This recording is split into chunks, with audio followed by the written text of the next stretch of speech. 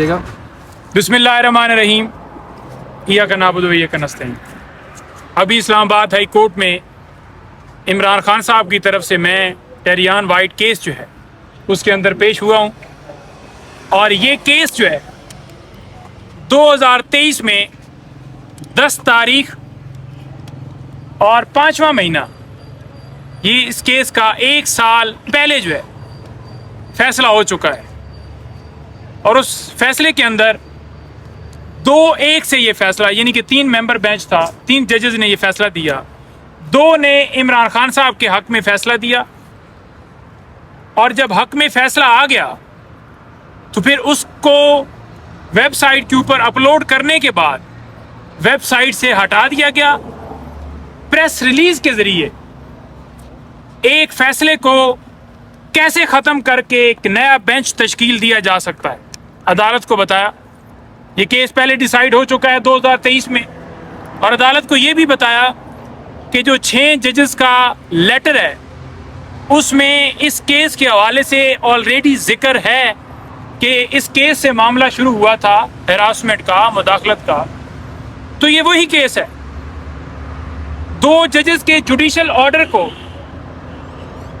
एक जज जो हैं आमिर फारूक साहब, वो कैसे ख़त्म कर सकते हैं। दूसरी तरफ से पेश हुए और उन्होंने कहा जी कि इस केस के अंदर हमें मौका दिया जाए, हमें फैसले की कॉपी भी दे दी जाए और एक मौका दिया जाए, हम बात करेंगे।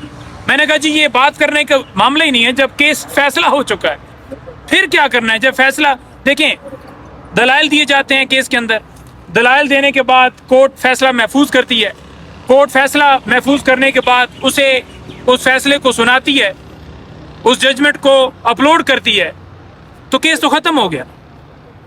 तो दोबारा उसी मामले को एक नया बेंच बनाकर कैसे रिकंस्टिट्यूट किया जा सकता है। आज अल्हम्दुलिल्लाह ये केस इमरान खान साहब के हक में दोबारा फैसला हुआ है, और खान साहब इस केस से दोबारा सुरखरू हुए हैं, क्योंकि ये बार बार बेंचेस बनाने वाला मामला जो है हमारी समझ से बाहर था कि जब एक केस डिसाइड हो जाता है तो फिर बेंच कैसे बनाया जा सकता है। ये केस आज अपना दम तोड़ गया है, और ये आपके सामने नज़र भी आ गया होगा कि किस तरह से पॉलिटिकल विक्टिमाइजेशन हो रही है। 9 मई के हवाले से कल खान साहब बाइज्जत बरी हुए, खान साहब सुरखरू हुए। 2 केसेस आज़ादी मार्च के हवाले से, उनमें भी खान साहब सुरखरू हुए।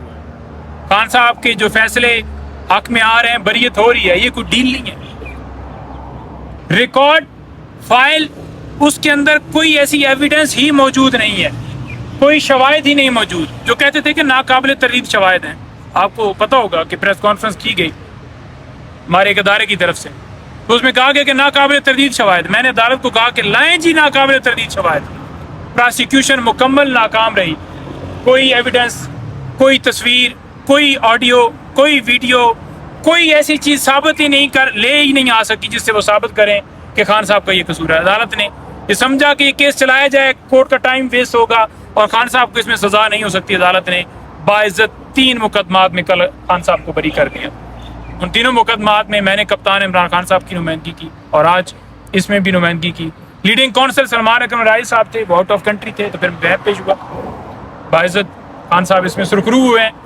और आज आप देख लें कि हाल ये है कि आप ये मोबाइल लेकर खड़े हैं, आप ये वीडियो बना रहे हैं, अब आप व्हाट्सएप के ऊपर किसी को मैसेज करेंगे कि कोई पुलिस की वर्दी पहनकर क्यों टिकटॉक बना रहा है, या आप ये वीडियो रिकॉर्ड करेंगे, यूट्यूब चैनल चलाएंगे, तो आपके ऊपर मुकदमात बना दिए जाएंगे, आपके ऊपर मुकदमा दर्ज कर दिया जाएगा। हद तक कि इज्जत का कल कानून पास करवा दिया है, कोई तनकीद करेगा उसके ऊपर भी मुकदमा बन जाएगा।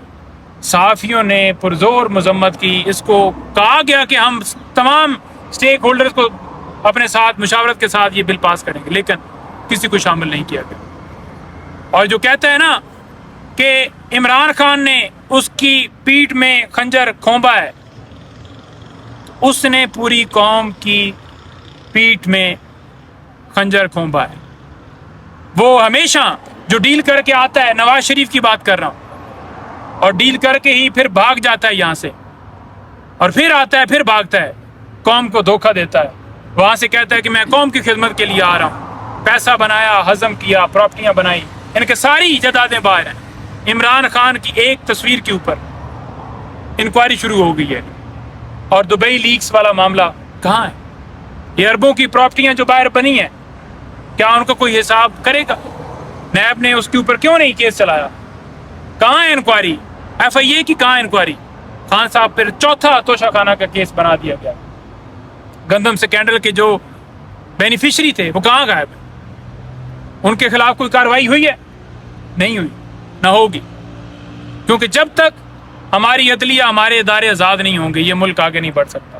آج ججز کھڑے ہوئے ہیں، وہ بات کر رہے ہیں کہ ایجنسیاں مداخلت نہ کریں، وزیر قانون آ کر بیٹھا ہوا ہے اور کہہ رہا ہے جی کہ مجھے تکلیف ہوئی ہے کہ انہوں نے ایسے ریمارکس کیوں دیے۔ دیکھیں، جو ملک کے اندر قانون اور آئین کی بالادستی کی بات کرے گا، یہ کالا کوٹ، یہ قوم، یہ ساری، یہ کپتان ان کے ساتھ کھڑے۔ بہت شکریہ۔ یہ بتا